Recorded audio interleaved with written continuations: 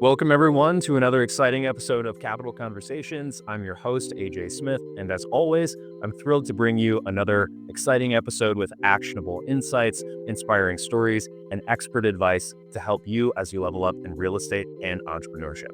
Before we dive in, a quick reminder, we're live every Thursday at 6 p.m. Central Time, so mark your calendars and join us for conversations that will level up your business and take it to the next level. Tonight, I am joined by a special guest who's redefining how entrepreneurs and investors grow their brands in the digital age, Alex Regueiro. Alex is a founder, Reshape Social, and the host of the Figuring It Out podcast based in Cleveland, Ohio. From humble beginnings, cold DMing clients on Facebook, to now running a successful social media agency, Alex has worked with dozens of entrepreneurs and investors to help them harness the power of social media to tell their stories and to build their personal brands. So here's what we'll explore tonight: why posting your story and journey on social media is a game changer for entrepreneurs, the biggest mistakes that people make when trying to grow their brand online, Alex's transition from a marketing assistant to running Reshape Social, key insights from interviewing successful entrepreneurs on the Figuring It Out podcast, actionable tips to start building your brand and connecting with your audience, the right audience for you. So grab your notebook, get comfortable, get ready to reshape how you think about social media and your branding. Without further ado, let's welcome Alex Regueiro to the show. Dude, that was an awesome intro. I like it, man. Thanks, man. Good to see you. How's it going? Dude, busy day. How about yourself? It's been busy as well. I'm grateful to have you here. I know you're a busy man. You got a lot of stuff going on. Just to kick it off, I know you started off working at Kent State. Is that right? As a marketing assistant? Yeah. So year one, my dad and I had a rule. I couldn't work a job my first semester. I just had to focus on classes. And then there was a job my second semester called social media manager. And I was like, they're going to pay someone to do this. So I was working manual labor all summer. And then I got a job sitting at a desk just typing. And back then it was Twitter. So I would get these like 6-page documents for student events that I'd had to turn into a 140 character tweet. So did that, kind of got started, and yeah, I've just been in the world since. Nice. So you started there. You started with, sounds like, posting on Twitter, turning these documents into bite-sized chunks. What inspired you to launch Reshape Social, and how has your vision for the agency evolved over time? Yeah, so the job I took, to give everyone like a timeline context, was my first year of college. By my fourth year, I actually dropped out to start my own company when COVID happened. So there was kind of 3 phases. The first was working for the university, and kind of what I would call like learning the basics of social media, how to write copy, how to take a lot of info and make it digestible. But one of my bosses said, if you ever want to do anything important, you have to leave these 4 walls, talking about the university. And so after that, I took a job doing paid ads for an agency, and this was paid ads agency only in the car industry. So very quickly, I went from like copywriting for student events to here's a $30,000 ad budget, like show us a return on ad spend.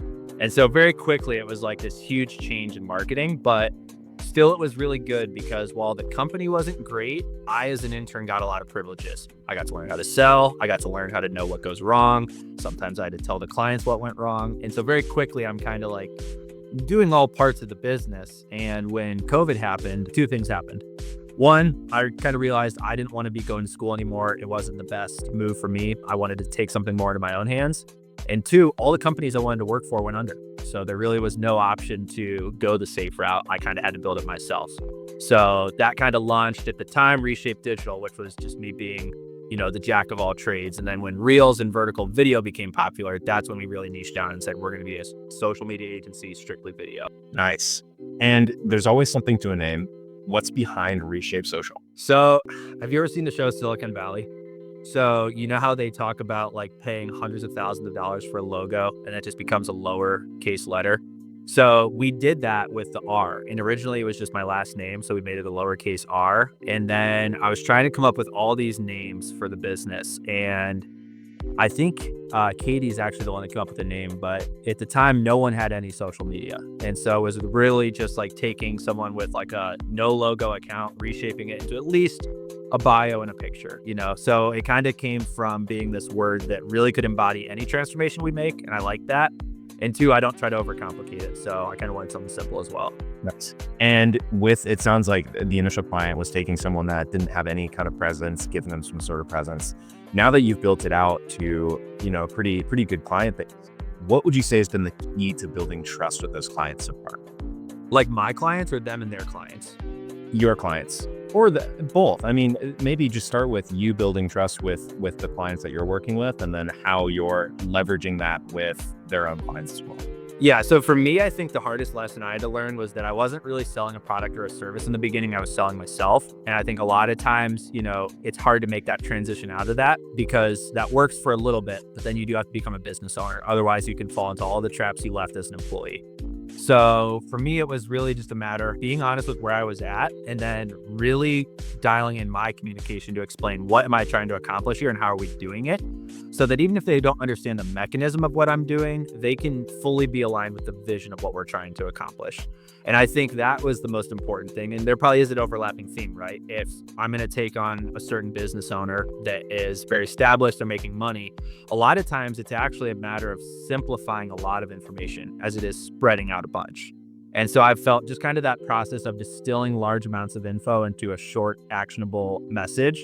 It works not only to get the clients, but also to have your clients really communicate to their clientele in a way where they're understood. They're not scrolled past because it was like, oh, I like that guy, but that was a confusing video. I would imagine the same attention grabbing techniques or like speaking to a specific client base works just as well for you attracting new clients for your business as it does for the folks that you're working with to do this. It's a twofold thing. Yeah. Cause like a lot of times if I'm messaging you, you're seeing how I DM and you're seeing how I do outreach. And then also if you're seeing a piece of content, it's kind of self-explanatory what the service is. If you've seen a video, you know what a raw file looks like, people can put that together. Could you put together for us in terms of who you work with, what your client base looks like, kind of what's your ideal customer?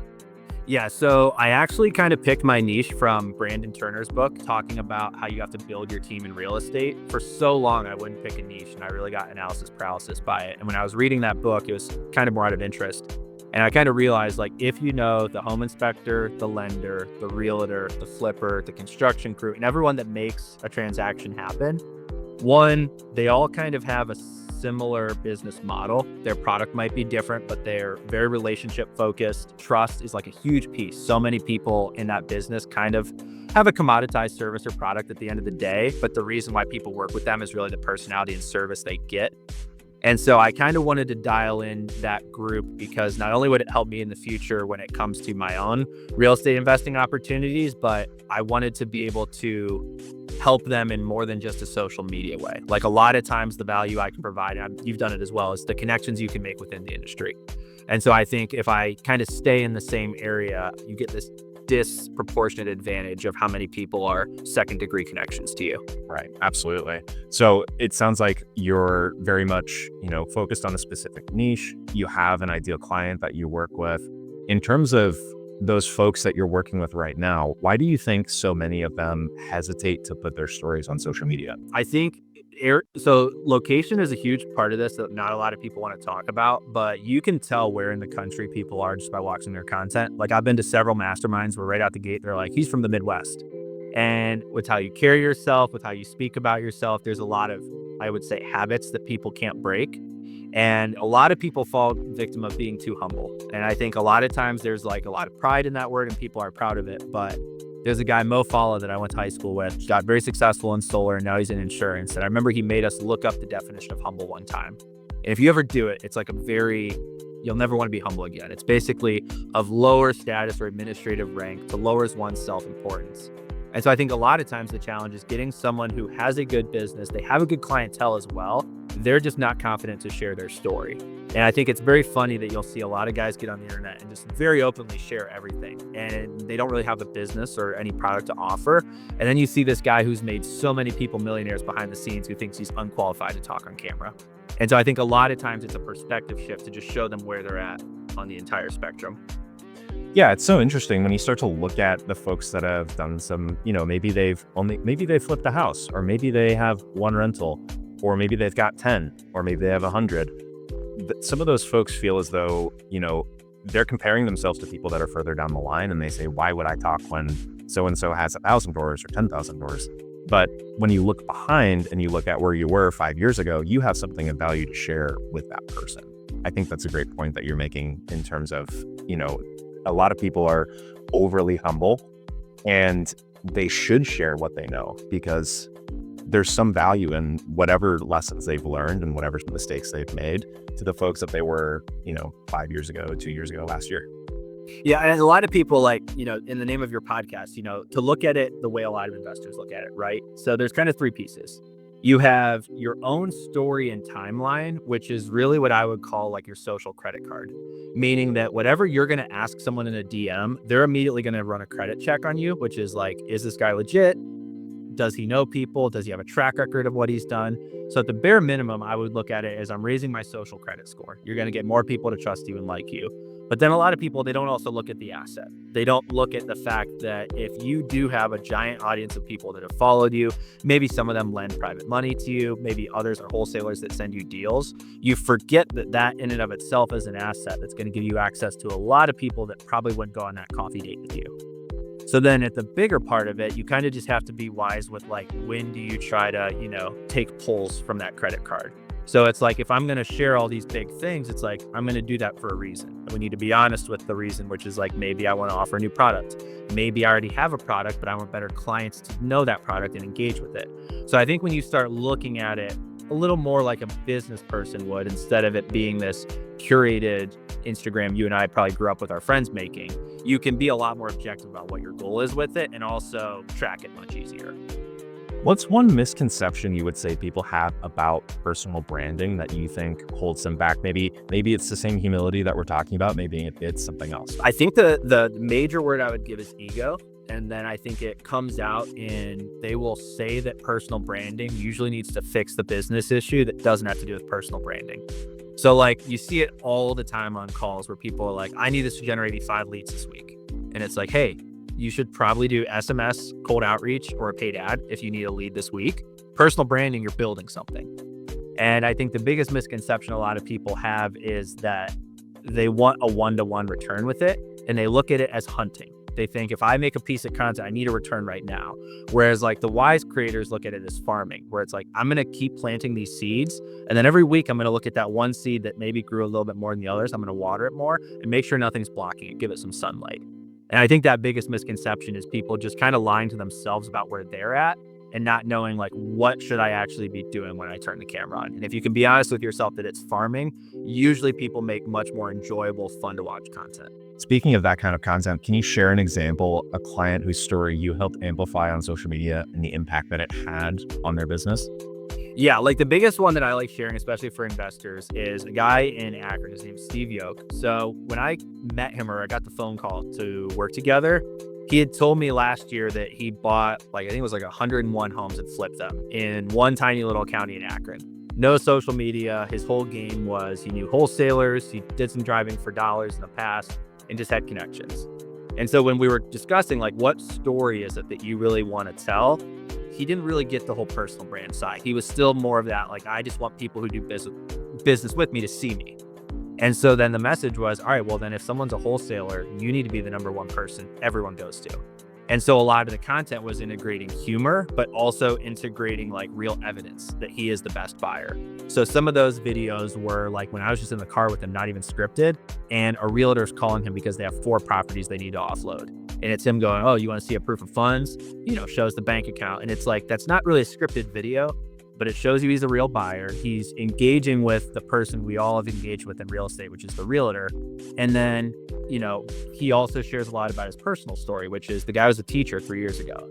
So he's been pretty open in podcasts and other pieces of content that it's teacher Steve is taking on real estate. So even though he's doing this thing that probably no one can really relate to, flipping 100 houses in a year with 3 years in, it's, oh, that guy was a teacher a couple years ago, so I know he's a hard worker. And that's an example for everyone watching, whether you're in the beginning or you're later. In just 1 year of doing that, he went from, I think, doing 101 last year to just finally the numbers that they purchased 183 this year. And personal testament as a guy who works with other investors in the area, when wholesalers send out their email or their DM, he gets it 3 to 4 days before every other buyer gets it. And it's those are the leverage pieces with organic branding that you're going to see. Whereas a lot of people look at it as I need a deal sent to me every morning. And you can do that with the right automations, with the right CRM system and all of that. But when it comes to personal branding, the belief we were changing in everyone's mind is if you're going to sell a deal, you have to sell it to Steve. And then it's finding creative ways to keep retelling that story so that it becomes common sense. And then even recently, like I had a guy who was really in a tough spot with a flip reach out to me to talk. And I come to find out that he had been watching Steve's videos for like 9 months. And when he was really in the shitter on a certain flip, he was wholesaling to Steve because he's like, that guy is the only one that would buy like without any hesitation. And so you'd start to see that if you just keep telling the same message, a lot of people don't want to do that. But if you can be creative in your delivery, a lot of people will watch it. And you mentioned that piece of content that was in the car, completely unscripted. For real estate investors specifically, what have you found? What types of content do you think perform best on platforms like Instagram, LinkedIn? So it's a lot of the stuff that you want to send to your buddies who also invest, right? So like, I know that's not always going to be the most viral piece of content. And I think this is another misconception people have is it's like, they always want to go for the big number. When I think if we were all honest, we'd rather have that really curated 2,000 to 5,000 people that are like in our niche that we could work with. And so I think it's very important to know how you're going to deliver that message, because when you know who you're talking to as well, you can also curate it, if that makes sense. Yeah, that makes sense. And you mentioned one thing that people often do, maybe one mistake, is they go for that viral video, that knockout, 1 million views, the shareable video. What's another common mistake you've seen people make when they're trying to grow that social media presence? If you're going to do that, just make sure it ties to what you do. Like I've had, and this is something like I'll speak openly to, like we had, I think 17 this year that hit that million view mark in 24 hours. Like that's not always a win. Like we've done that to certain businesses that like didn't have a sales team. I thought they had a whole marketing department. Come to find out, they're like, oh, we hired you. And so sometimes going viral can get you the wrong attention. Like sometimes the startup businesses, they get more franchise requests than they do customer requests, which is like, another double-edged sword. But when it comes to like, you asked earlier, like what pieces of content can people make to just get started? I tell everyone, make that first piece, which is just why you started. Like, I know that kind of seems redundant, but most of your friends and family who are still supporting you but don't know what you're doing, give them context. But then when you share that story of I've only done one flip, or I've only assigned 2 deals, or I only have 1 or 2 clients in my agency. If you say that loud and proud, you're going to get a lot of guys who are a couple steps ahead that are like, man, that's brave that they opened up. I'm going to reach out. And I think a lot of times, like there's this book I'm reading right now. It's called The Third Door. And it's this concept of, you get into mentorships and certain relationships, not by just like raising your hand and saying, I want mentorship, but by showing where you're struggling, but showing that you're working towards it, and the right people will see that. So I think always tell your story first. And then a lot of times it's like, what are the receipts, good or bad, that if you were at a networking event or a big real estate conference, what story would you share when everyone's drinking to try to get attention? Like, what those stories are, and maybe you don't want to turn the camera on a Tuesday morning to say it, but that's the type of thing that's going to make someone go, man, like this AJ guy, have you heard what he did recently? And that's the reaction we all want from social media, whether we admit it or not. Yeah. And I know that's a great analogy or story, I guess, is thinking about like, what would be the thing that you would tell all your other investor friends as you're sitting around for a drink or as you're hanging out in order for you to spark a conversation? Yeah. With your clients that you have, and that speaks a lot to authenticity, right? When you're sitting down at the bar and you're having a drink and you're talking to your friends and you're sharing things that have gone well or that have gone poorly in your business, there's a level of authenticity there, I think, that attracts people. So when you're working with your clients, how do you balance that authenticity with strategy when people are telling their stories online? So it's like, I hate to be the guy who's like, have your pillars, but it's like, know what your general goals are at a high level. Those shouldn't really change. And if they do, it's more of like a quarterly or half a year change, but like real intention. And then from there, we use a lot of tracking. So I always like to record Zoom calls, keep the transcripts, and then kind of identify what are the talking points we want to go over. And I've found that having just genuine director style sessions is the easiest way to do that. Whether it's virtual, like you and I are talking right now, or in person with a camera, it's really knowing a topic, getting that person riffing on the topic, and then like telling them, hey, we're your editing team, trust us. Like, just let us pick the points, let us pick the timestamps. Because a lot of people don't know this, but I'm even like, you and I both know Jason. Like, most of the videos you see of him, he's not saying those words in that order when we film it. We're taking the end, we're putting it to the front because that was an engaging hook, letting the middle ride. We may even pull another video from 3 months before to end the video. And I think a lot of people, when they're first creating content, don't fathom how tricky it can get. But still, it's a matter of just being authentic on the camera and sounding like yourself is always going to be better than the person that's reading a script, like without fail. The level of engagement, the level of I want to hear what this person has to say. It's very different when it feels planned versus when it feels natural. And when it's planned, I always kind of say treat it like a Super Bowl ad. Like if you're going to go salesy with it, like lean all the way in. Like if someone's going to sign up to watch that video and give their time to you, like make your pitch great. Because there's a way to do that where it doesn't hurt, but it's like Steve, for example. When Steve's saying like, I'm your wholesaler's favorite wholesaler, you got to lean into the joke. But if you were just to be the guy that's like, I want to buy your house right now, it's going to be quick. People are going to be like, that's kind of weird. Right. And I know you mentioned one guy that you interviewed. I think he has like 180 houses that he flipped this year. You've interviewed dozens of successful entrepreneurs probably on that podcast. What's the most surprising thing that you've learned from your guests so far? They all stay up at night worrying about things too. Like that's kind of like when I made the podcast, it was really on a dare. I just had a client who was like, why wouldn't you do it? And I couldn't come up with a reason, so I did it. But, I still, even though I try to limit these interactions, you see friends from high school or, family members you don't talk to as much that are just, their limit is not their skill set, it's their belief system.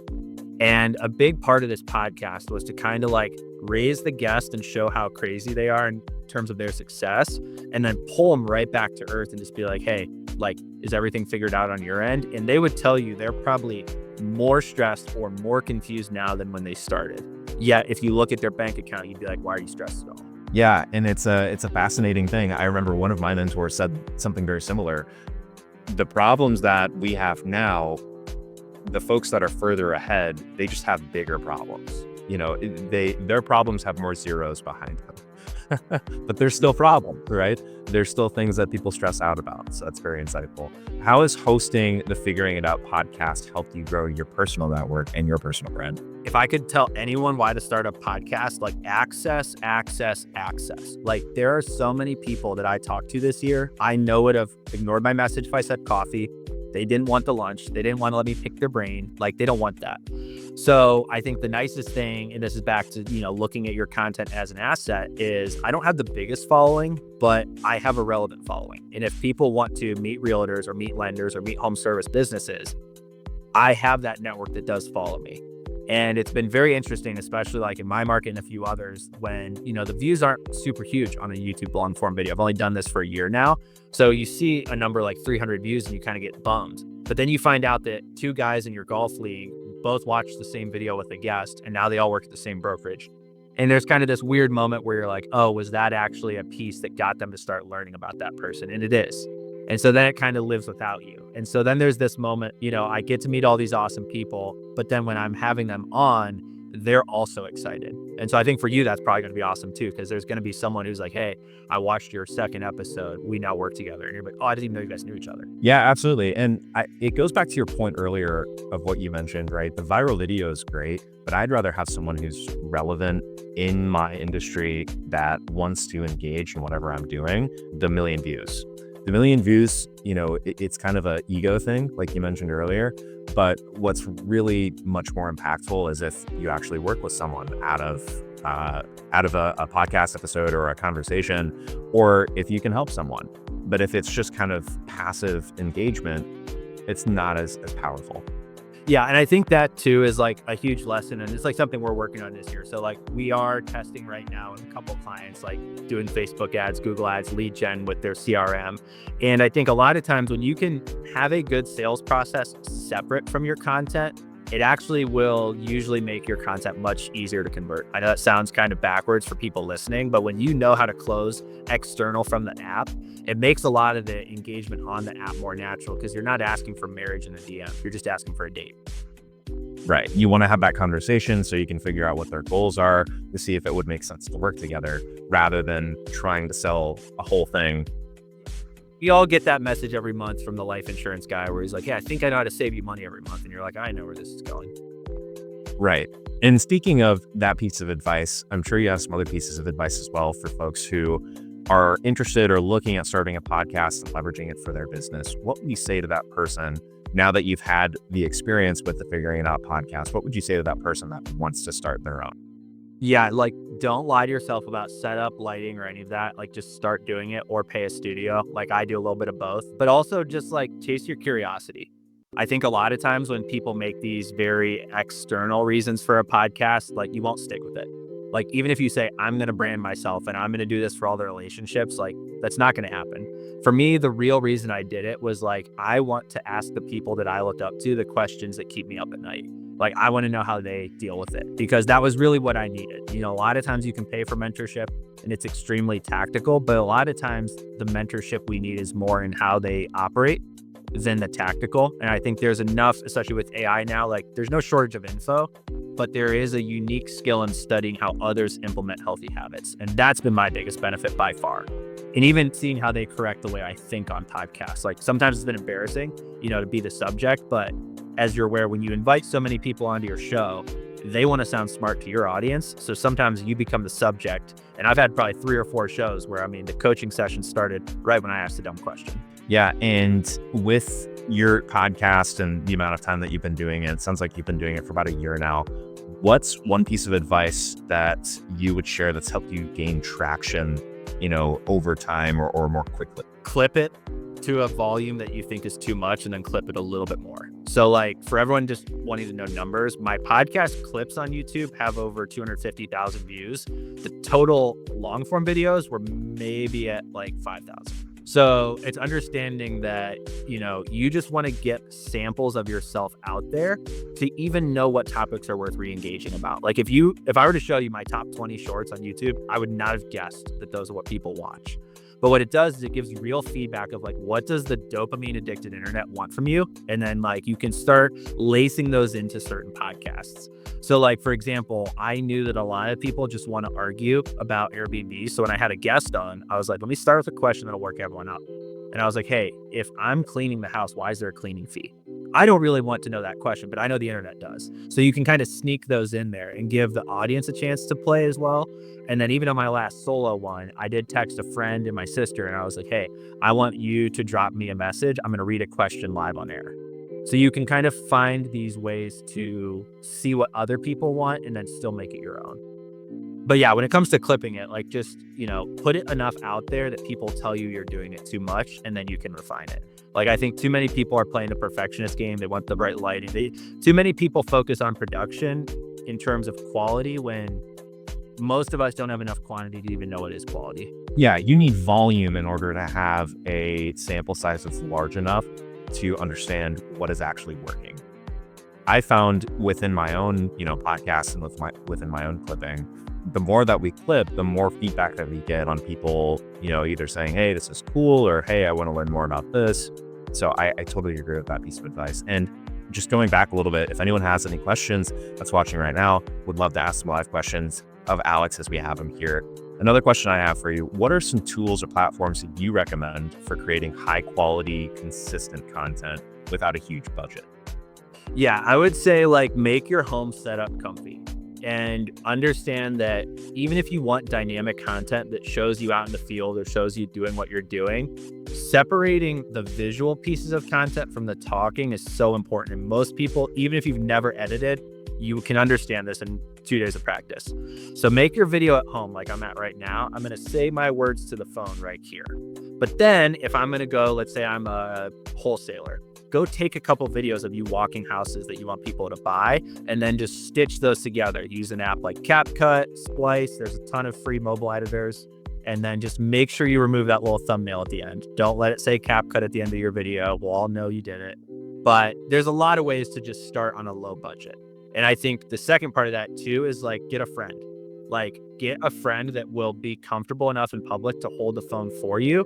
Because once you can get over that hurdle of talking to the phone in public, there's really not many scenarios where you're going to be anxious to take the phone out.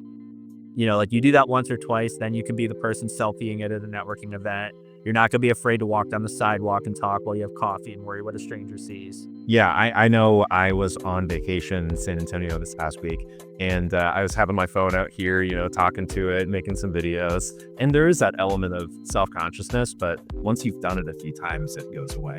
I totally Yeah, and too, like, I'm going to say for everyone watching, it's like, you're not actually uncomfortable because you think you're doing something weird. You know that someone else doesn't have the confidence to do that, and that's the reaction they're going to give you. So, like, the quicker you can speed that, because I used to be that guy. I'd see someone with a selfie stick, and I'm like, can you believe that guy? And then you realize it's like, I'm afraid to do that. And that's a great piece of self-reflection, absolutely. If you had to distill your branding philosophy into one actionable takeaway, what would it be? Post stats and build a story around your stats. So like when you have something, even if it's one deal, whether it's your yearly total, whether it's a certain software that you spent too much money on, stats are something that all humans can judge themselves to. And then your story with it is how they connect to you as a person. So like you and I may not have the same monetization event. Like me getting a client might not be the same as you closing a deal, right? But we can both say, hey, when I do this podcast, the clips get this many views and the long form gets this many. Now we have a stat we can compare ourselves to, and then I can tell a story on top of the stat. Right. What gets measured gets managed, but also it's proof that you can share with other people. And I think people react a lot better to posts that have proof with them. So maybe I have a friend that posts on LinkedIn consistently, and that's one of his things that he does is very consistently, he starts his posts off with, I did X thing and here was the result. And those posts are much more engaging because I can tell, it's not something where any generic random person could say, because that is a specific thing that person did that draws me in that hook. And that's like the meta lesson with everything going on in personal branding right now is with AI getting as strong as it's getting, the people who don't do the unique stories or stats are going to be so noticeable. Like anyone who does not share their own story, we're all going to feel that. You can already tell with certain captions that start with a star and the one sentence, you're like, come on, that wasn't you. And so I think when you can take that approach to storytelling as well, it's like, hey, don't worry about anyone copying you because you're telling your story. Right. A unique advantage that, puts you aside from everyone else. It's something that you can tell that story, no one else can because they don't have that experience. Bingo. Yep. Well, Alex, I want to thank you for coming on to the show. Is there any last, message, piece of advice that you would want to share with the audience? Yeah, timestamp yourself for everyone watching. What is your biggest takeaway from this? And what's something that you're trying to do this year with your personal brand? Awesome. Well, sir, again, I wanted to thank you, and I wanted to thank you all for tuning into this episode of Capital Conversations. I hope you're leaving with a fresh perspective on the power of storytelling and social media in growing your personal brand. A massive thank you again to Alex Regueiro for sharing his journey, expertise, and practical tips from starting off with just DMing folks to building a successful agency and a podcast. Alex has shown us what's possible when you leverage your story and embrace the digital world. If tonight's conversation resonated with you, make sure to like, share, and follow so you don't miss any future episodes. We're here every Thursday at 6 p.m. Central to bring you guests who inspire, teach, and help you grow. Until next time, I'm AJ Smith, reminding you to take action, tell your story, and keep building your brand and business. See you next week on Capital Conversations. Alex, thanks again. Awesome, dude. Thank you.